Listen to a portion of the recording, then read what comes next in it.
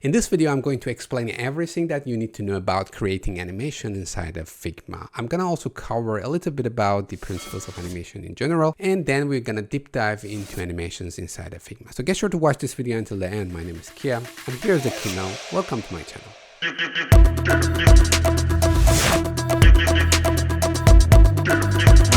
Why do we exactly need animations in the user interface design? This is a very fundamental question, but the answer to this question is going to have really huge impact on the quality of our user interface. So first of all, we should understand when and how we should use animation and how we can bring the motion into user interface without overwhelming the users. I see so often websites, product applications with a lot of animations within them that there are not so many valid reasons to justify them. So in result, we have a lot of movement, animations, and motions, which are kind of overwhelming the users. First thing that we should avoid is adding animation just to bring some sort of appealing visual into our design. This is not going to kind of have a justifiable reason. So anything that we have in our user interface, including the user interface elements, including colors, including animations, they should have some purpose to follow. And this is the main principle that I consider always in my design process. That means if we are using any animation, if we are making any motion in our UI, it should have some justifiable and valid purpose and goal. For example, we can use animations in order to show the state of our system to the users, give them proper feedback that they can understand what's happening in the system much better. We can show the state of each component or in general the system to the users as well. For example, if we click on the download button, what interaction is actually happening behind the curtain. So these animations or this type of motions can help the user to understand the environment they are interacting with or the system that they are working with much better. Here I found one article from Nielsen Norman Group team done by Paige Lobheimer, which is about the role of animation and motion in the UX. And here you can find some of the very kind of important and good examples of the animations that has some justifiable reasons, and they are not kind of breaking the UX, but they are adding some value to it. You can find the link to this article in the description of this video. I really recommend you to go through this article. I don't want to get more into detail of the animation in the UX and UI. I would like to focus more on how we can make animations inside of Figma. There are some topics that we need to get familiar with, which are about the principles and basics and foundations of the animations before we get into the animation inside of Figma. In motion graphic, we basically have a bunch of static image, which when we collect together and we play these images after each other, we can see the motion. These images, these static images, are basically our frames, and the bunch of them are making our sequence. We have some important frames among all the frames that we have in one sequence, which are going to define the key moment of our animation. For example, if I move my hand from here to here, you can see that this action, this movement has basically two main keyframes. The one which is kind of the starting point, my hand is starting from here, and the one where my hand stops again. So these are the keyframes of this movement. And anything in between these two movements are intermediate frames. For example, my hand is starting from here, the first keyframe, then any movement that you can see right now on the screen until my hand stops moving, which is my second frame, or second keyframe, they are all intermediate frames. The more intermediate frames we have in between two keyframes, the smoother kind of animation we will have. So basically the intermediate frames are the transition between two keyframes. Now let's jump into the Figma. Here I have one frame with one square in it that you can see. In Figma, any frame that we have can be our keyframe basically in our animations. It depends on how we kind of use the prototyping panel to create the interactions between different frames or the connection between different frames. But here, for example, if I duplicate this frame number 2 and I say, for example, in my movement, I would like to have one animation or one movement, which the square start from top of the frame and then go down here. So basically these two frames are going to be my keyframe, but I do not have any animation yet. What I need is basically a way to make a transition between these two keyframes happens, or I need some intermediate kind of frames. Process of generating intermediate frames between two keyframes is called interpolation. In order to make animation in the Figma, we need to use the prototyping panel and create interaction that connect our keyframes to each other, and then we define how we want this transition to happen. So for example, here I'm going to select this square. I can connect this square directly to my second frame, which is keyframe number 2, or I can click here in the prototyping panel in the interaction section on the plus button and create my first interaction. The first option or properties that I have here is the trigger type, which will kind of define how this action is going to happen, how we can trigger it. Usually for animations that does not need any trigger, such as like it should not be played when someone is clicking on it or on drag or while hovering, we are using the after delay. So for example, right now I put after delay, or I set the trigger after delay.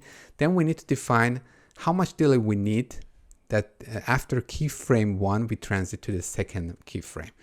I can put it on 1 millisecond, which basically means no waiting time, no delay. And for the action type, here I can set the navigate to, because we are basically changing from frame 1 to frame 2. If we are using the set of component, we can basically use change to. In that case, our animation is going to happen within one component. And then here I can select the frame that I would like to kind of select as a second keyframe in this animation that I'm making right now. The last and most important properties that we have in the interaction panel is the animation type.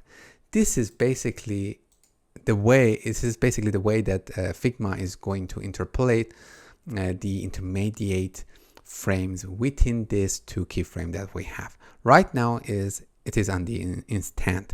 This means if I run my prototype, most probably you cannot see right now because we don't have delay. Maybe I can add some delay that we can realize the impact. I would set it on 300 milliseconds. This is so fast, but still you can see that we have the keyframe number 1 and suddenly keyframe 2, because the animation type is an instant. Basically there is no intermediate frame.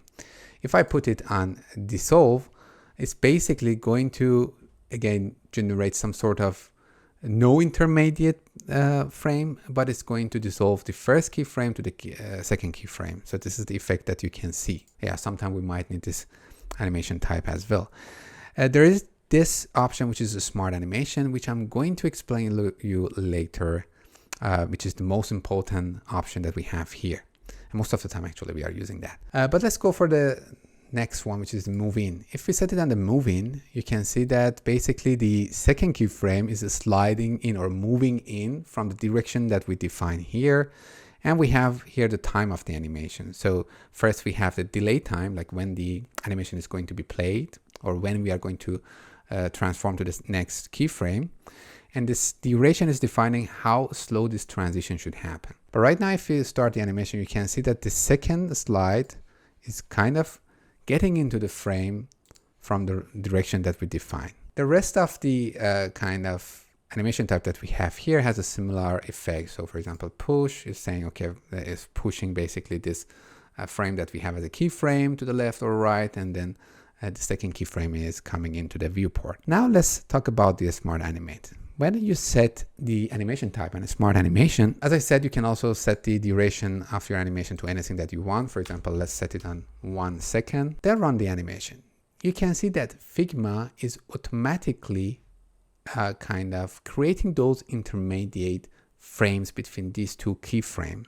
And you can see that we have a very smooth animation. And the way that Figma is doing that by when you set the animation type on a smart animation is that the Figma is going to basically find the frame that has the similar name, and then it's going to check the properties that has been changed between these two keyframes for that same exact frame. For example, here in this square, we have the same square in two frames and both has the same naming.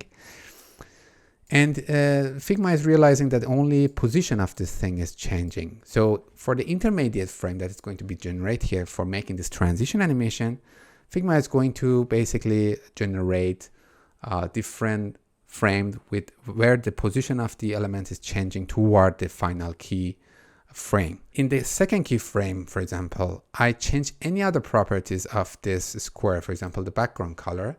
Figma is going to consider it when it's going to generate the animation. So you can see that the color of the square is going to change from white to the blue, which is the one that we have in this square. In the frame number 2. And if, for example, I change any other properties such as the corner radius, and then we run the animation again, you can see it start from square, and then it add up to the corner radius, and we have the round corner in the final keyframe. So this is the way that the smart animation works. Now here I have 2 keyframes. In one, I have one rectangle with the rounded corner, which basically we have a circle with a white background, and in the second one we have the same circle with the blue background, and I scale it up so the size is different. Now I'm going to make the interaction between these 2 frames, which already I made it. Let's set the trigger on while hovering. So the trigger of this animation is going to be basically hovering the element here. And yeah, the keyframe number 2 is already set for my destination frame, which basically means if I hover on this one, we will kind of generate, Figma is going to generate the intermediate frames toward the frame 2. So basically we will have this transition happen. I set the animation tab on the smart animation. I would like to show you what curve property is going to do for us for making animation right now. First, let's run the animation in the current state. So when I hover it, you can see that we have this smooth animation between these 2 keyframes. Now let's see what exactly that curve means. Timing is very important in the animations. In order to create more realistic animations, we need to consider to not have always linear timing for the movement that we have. For example, when my hand is moving from here to here, you can see that we do not have a linear movement here. So my hand is not starting with the same speed and go with the same speed to the left and then come back with the same speed. So sometimes it speed up and then it slow down.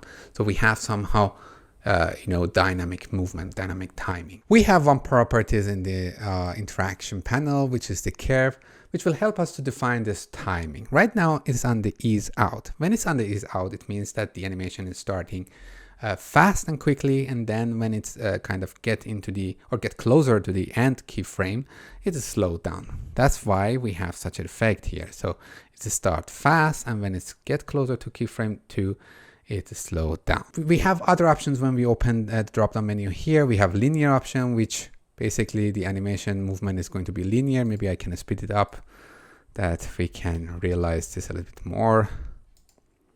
So you can see that the movement is linear. I put it on ease in. Ease in means it's kind of start slowly and then it go faster when it's get further in the animation. You can see the movement is like this. Maybe we can make the circle a bit bigger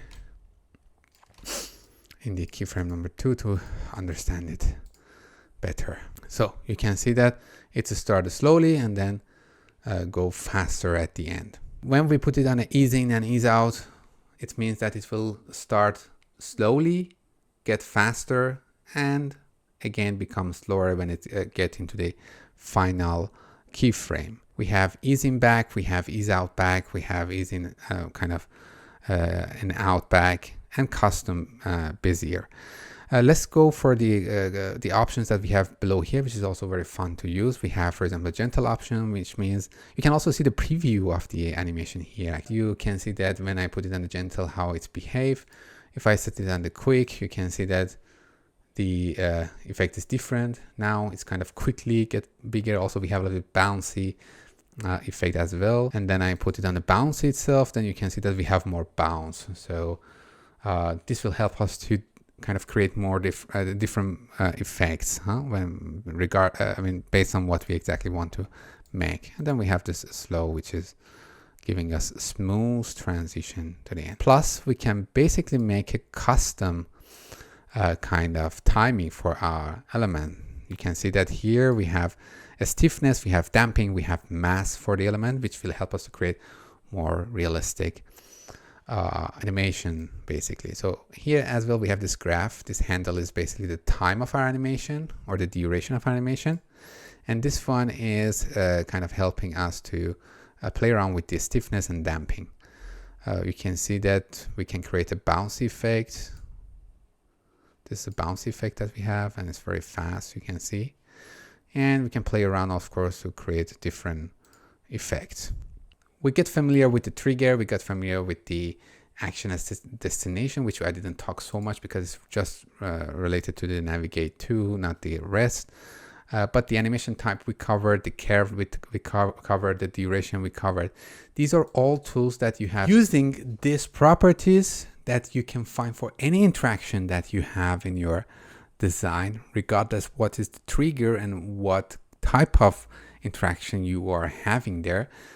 You can build different effects, different animation, transition animation, or whatsoever you want to have in your design. However, you need to have in mind that not all the properties are working well with this smart animation type of the animation, which means the Figma is not able to interpolate the intermediate frames for all the properties. For example, if you have a shape and then you change or edit the shape path in the shape edit mode, the Figma is not going to kind of animate those changes into different keyframe. So just try the properties that you want to change. It can be opacity, it can be background image in different keyframes, and if it's not working, it's not working. Second is that you need to really take care of the namings of your frames. Most of the time it's really important. So if you have a, I don't know, object 1 in the keyframe 1 and object 2 in the keyframe 2, if you want to animate these two objects, usually it's not going to work as long as they do not have the same name. And the last point that I want to mention here is that in general we can create transition animation between two different frames. Actually depend on what exactly we want to achieve, or we can kind of create the transition animation between two variants of the same component in one component set. It's really dependent on what exactly you want to achieve. For example, if you want to have animation for the hover state of a button, it's better to use the component set for that button and then animate the state change between default state of a button and hover state, which basically these two states are the keyframe of our animation, and you can kind of achieve the goal, achieve the result that you would like to have. And you can find the link to some of the videos that I use the same principle in them in order to create macro animations and animations inside of Figma in the description of this video. Get sure to watch them right now after watching this video, because right now you know the principle and you can have better understanding of what exactly is happening in those videos as well. And that was it for this video. I hope you learned something new and it was useful for you. If it was so, please don't forget to like this video, share your thoughts and opinion in the comment section with me regarding this video and the other videos that you are seeing in my channel, and subscribe to my channel if you haven't done yet. Besides that, as a reminder one more time, don't forget to join to my Discord server, which I'm going to use later for different purposes and reasons, and basically it's going to be our main communication channel. Let's learn together and see you in the next video.